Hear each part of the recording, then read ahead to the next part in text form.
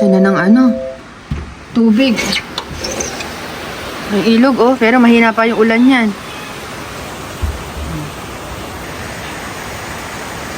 Kaya alerto na naman kami. Kasi inaabot na yung gawaan eh. Ayan, oh. Andyan na yung tubig, oh.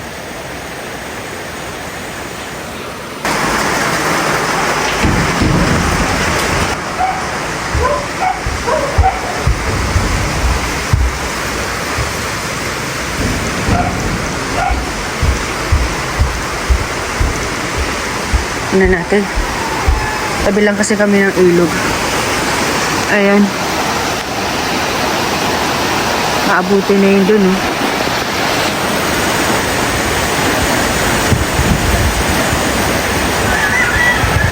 Ano may umiiyak? Ay, hindi. May aso dun sa likod.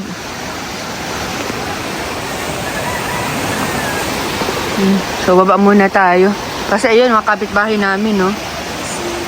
Oh. Walang tao dito kila mama. Sigurado nag-aakyat sila ng gamit.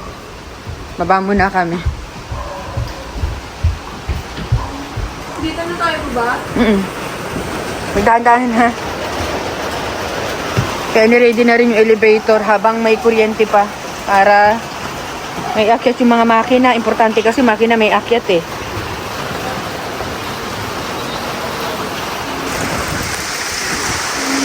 Yung mga aso naman safe naman sa taas. Hindi naman malakas yung hangin. Yung ulan lang ang malakas. So, ito yung ano, tubig, oh.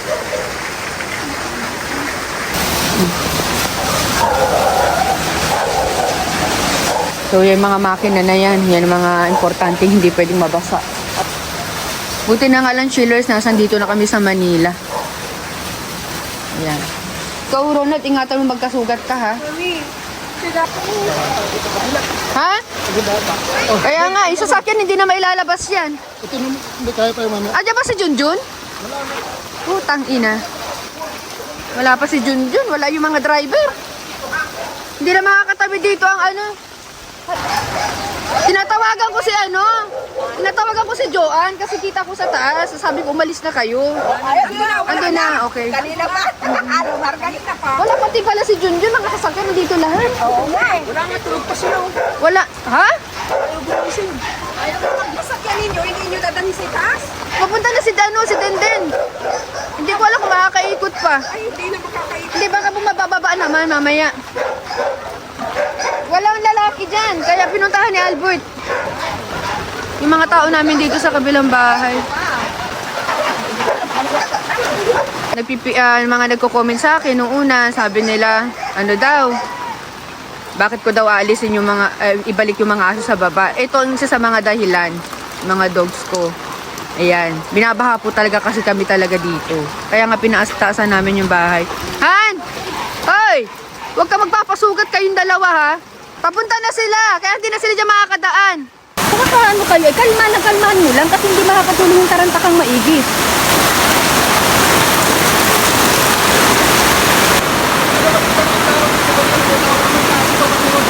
Alin dyan? Pinalabas na nila yung mga aso tao. May aso tao pa pala dun. Ba't hindi pa kasi umaalis? Alam ng laki ng tubig. Umaangat na talaga yan, magsasalubong yan eh. Pumasok ka na dito sa Miguel. Si Ate Belen, nakalabas na? Hindi ko alam. Kung nagsalubong yan, lusot yan dito. Yun na nga eh. Ito nga si kay Kuya Ronald. May mga gamit ka pa dito? Anong ba nang maayos? Lahat mo na nga Yun nga ginagalawan. sinabi ko sa kanya eh. Sabi niya nga, pag tawagin ko na kaya si Kuya Puli, angat na namin dun sa hagdanan kasi ayan na yung May mga tubig gamit ko. pa kayo? Isarap mo lang yung bahay mo para hindi makalabas yung gamit. Mabilis kasing tumaas mabilis naman bumaba. Tawagin ko na si Kuya Puli, tignan mo na yung tubig ko. Yan, nasa bahay nyo na yung tubig. Nasa bahay nyo na. Eh, papasok muna kasi tatawagin si Kuya Nasa bahay Paul. nyo na yung tubig. Tawagin si Kuya Paul. Nasa bahay nyo na yung tubig. Oo, kalma lang kayo. Basta isara lang yung bahay nyo. Isara lang yung bahay. Huwag na kayo ninang pumunta doon. Malalim Kaya na. nga, sabihin ko kay... Ando na si Pungkoy, saka si Albert. Baka madulas kayo dito.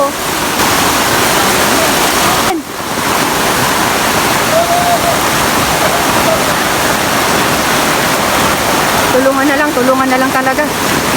Wala na, pumasok na sila ano. Ninang yung tubig, oh.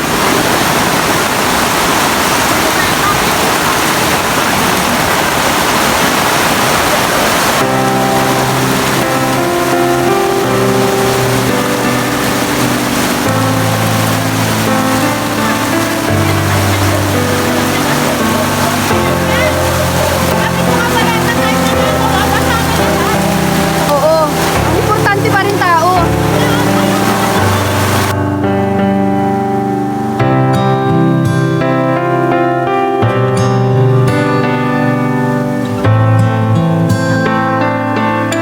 Tao doon, no? Wala na, lubog na dito, oh. Sila ano? Talat dyan. Di yung barene, yung iba barene. Yung mga barena.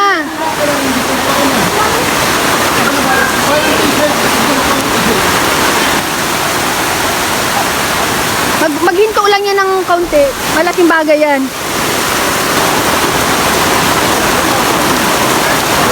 Uy, patras ang patras sa mga tao.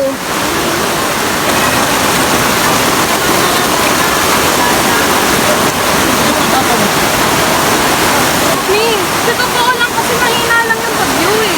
134, 130 Yun lang. ang nakakatakot. Pag Kaya mahina nga ang bagyo, eh. malakas ang ulan Yun na nga, dito. hindi, wala akong sinabi tungkol sa ulan. Kaya nga nakakagulat. Mamaya magba-brown out na yan. Delikado na yan eh. Pagka-brown out na yan mamaya. Sa kayo? Ha? Baka kayo Lugan mo kasi. hindi yung malalaman ko sa si Mami. Hindi mamaya, lugan mo si mama. Kasi wala na akong ano. Ay, nakaw.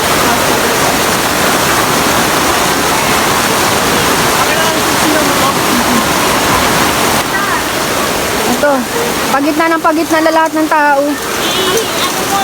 Isang pa na lang sa lubong na. Ayan, nawala na yung ulan. Ay, Diyos ko. Humina-hina na yung ulan.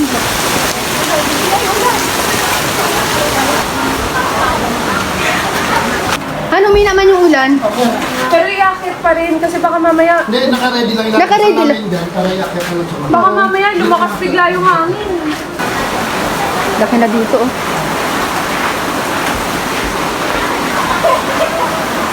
Nasaan na kayo? Hindi na maganda. Jessa, wag kang magpapasugat, ha?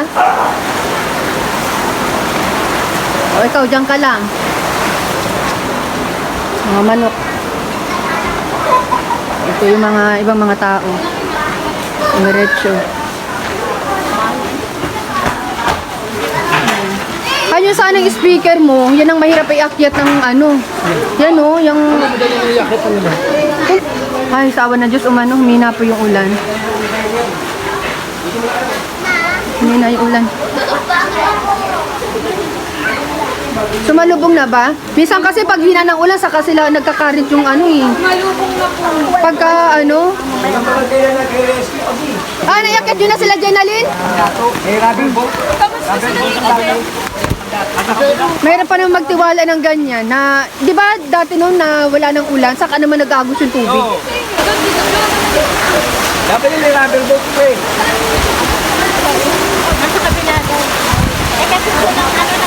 Pasok na dito. Doon po kayo sa loob.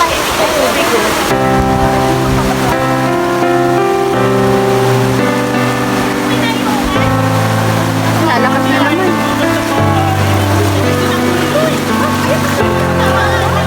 Kakaroon ng trauma. Kakaroon ng trauma yung bata. Ha? Ayaw lumabas ni Ate Sally sa bahay. Hindi mo talaga mapipigilan kasi sa tagal na natin binabahay. O, alam ko naman na yung pin. Oh,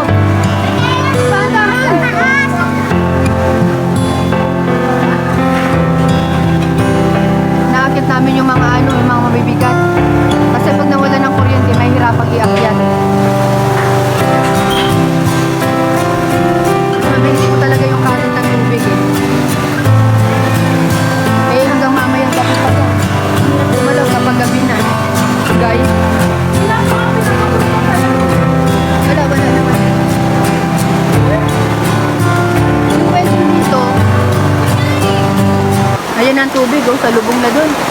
Anak, madumi dyan. Baka ka dyan ma-leptospirosis. Umalis ka dyan. Wala ba dito? Binig yung aso mo, ha? Hindi naman, nag-safe ka naman dito. Oo. Ayan, buti nga nawawala-wala yung ulan. Biglaan kasi. Meron magpagawa na ito eh. Meron magpagawa na ito. Maano yung tubig ko lang. May kuryente pa. Dahan-dahan lang pag-angat. Baka bumangga na naman. Yan. Ayan, napasok na dito sa loob. Oh, may tuta dito! May tuta! Kunin mga anak, yung tuta. Dali, basa na. Ayan, dalawa yan. Asan yung isa? May isa pa dyan. May isa pa? Ito, sa likod mo. Ay, oh Lord. Yung anak kayo. Saan ko ba ilalagay? Doon na lang sa puman. Is doon sa, maghanap ka ng timba, doon ilagay mo. Wala na, mga sasakyan, nandito na lahat, oh.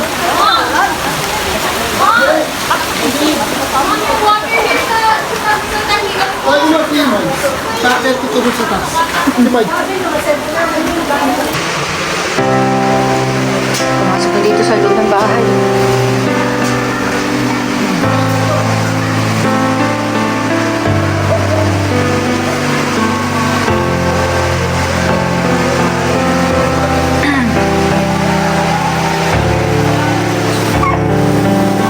Grabe na.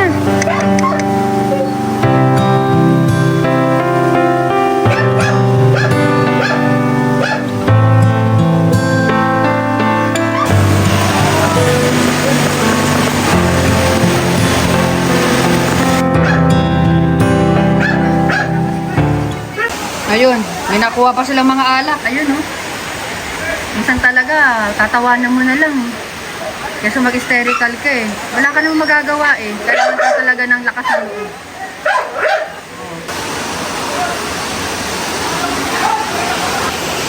Ayan, panulikat naman si nanay. Yung vlog ko po, mapapanood nyo rin po sa, sa AP page ko. Si Lucky Change Vlogs. May mga live po ako doon. Nag-aalala ako sa aso na to kasi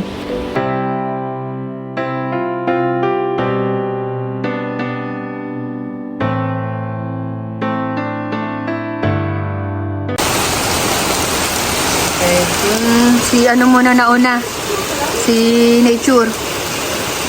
Ayan, pero nawala naman na yung tubig dito. At ang oras po ay 4:15 na ng hapon. Mamaya babalikan ni Denden yung isa pang sasakyan. Iaakyat. Hindi ko alam kung saan niya dadalhin. Iba mo mga tao dito, mga late pag-uwian na din. Siguro pupunta sila ng barangay. Pero baha pa rin po dun sa may dulo. Hindi ako makalapit kasi umuulan eh. Grabe yung tubig na lumabas kay Junjun.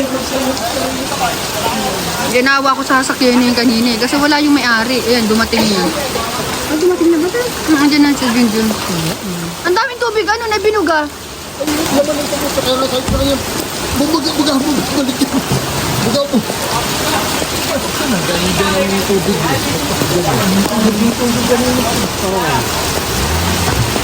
Wala, sabi nga niya, hindi. Hindi ka kayo maakit. Wala, Alanganin pa talaga. Kitang-kita mo sa balita. Pati nga yung truck gusto ko lang ipaakyat eh.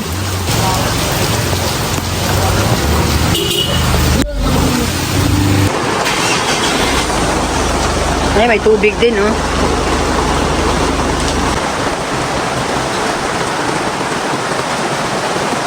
May tagaan sa bakal manitog na. Bueno, kayo pwede nang dumiretso. Luluto ba yan? Ayun, dami oh. Pre, hindi ba tilapia nahuli, no? Dati ba fish, ang lalaki? Pwede ito sa aquarium, ah. Hindi, may kakain na ng isda yan. Ha? Yung ganyang kalaki. Hindi, sila lang alagaan mo. Alaga, siguro yan. Hindi, sana yan, galing dam. Galing sa damo. Inanog na lang yan. Tara, kuha.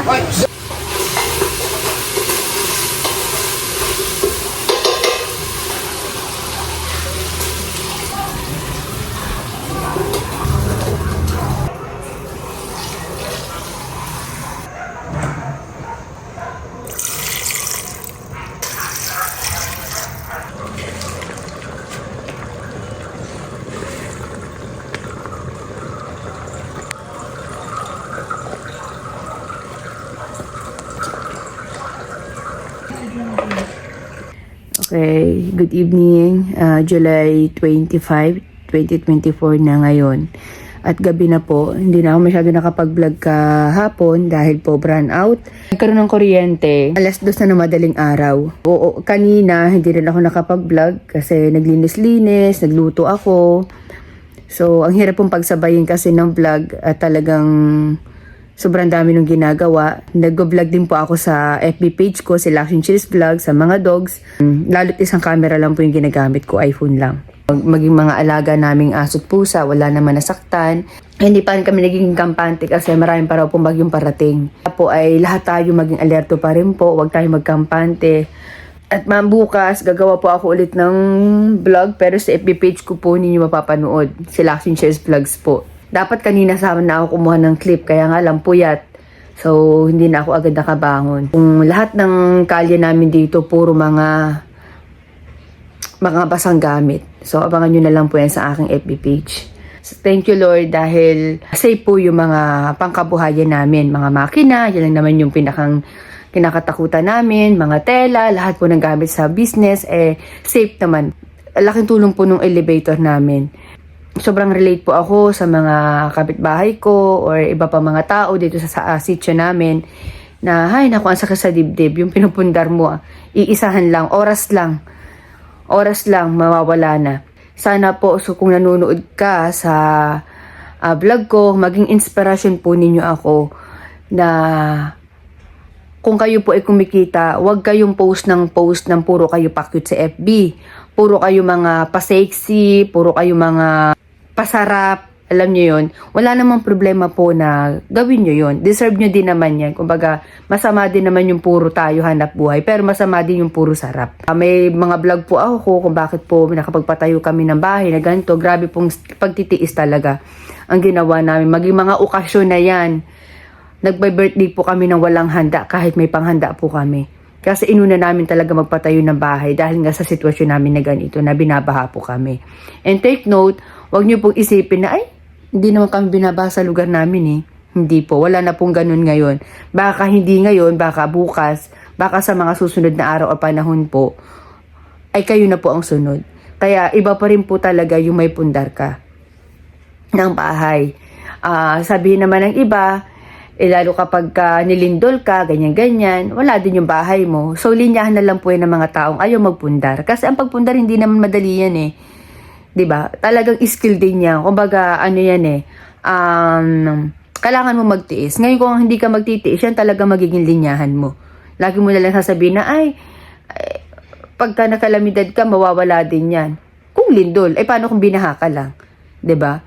Iba pa rin, kahit anong sabihin ng mga taong mga nagsasabi na ang bahay daw ay hindi sapat na investment, mga ganyan-ganyan. Ikwento nyo na lang ho sa pagong. Imbis na ma-inspire sa inyo ang tao, ginagawa nyo pang maging tamad eh. Iba pa rin po talaga ang may ipon. Malaking tulong kapag may sarili kang bahay, maging sa pagrenta mo, yung pangrenta mo, pang save bills mo na yung pag na-hospital ka eh. Huwag puro sarap, yun lang naman sa akin. Tiis-tiis. Tiis-tiis. Pasayahin mo ang sarili mo nung kaya mo. Yung afford mo. Okay. And nood na lang po kayo sa mga vlogs ko noon, matagal na, 2021 po yata, 2020. Mga vlog po ako niya kung paano kami nakapagpundar ng bahay. At priority po talaga namin niya. Kasi hindi namin maiusad yung business namin kung kami po ay laging binabaha. At maapektuhan pa po yung aming mga produkto. Okay, thank you for watching and see you on my next vlog. Bye! Pierre.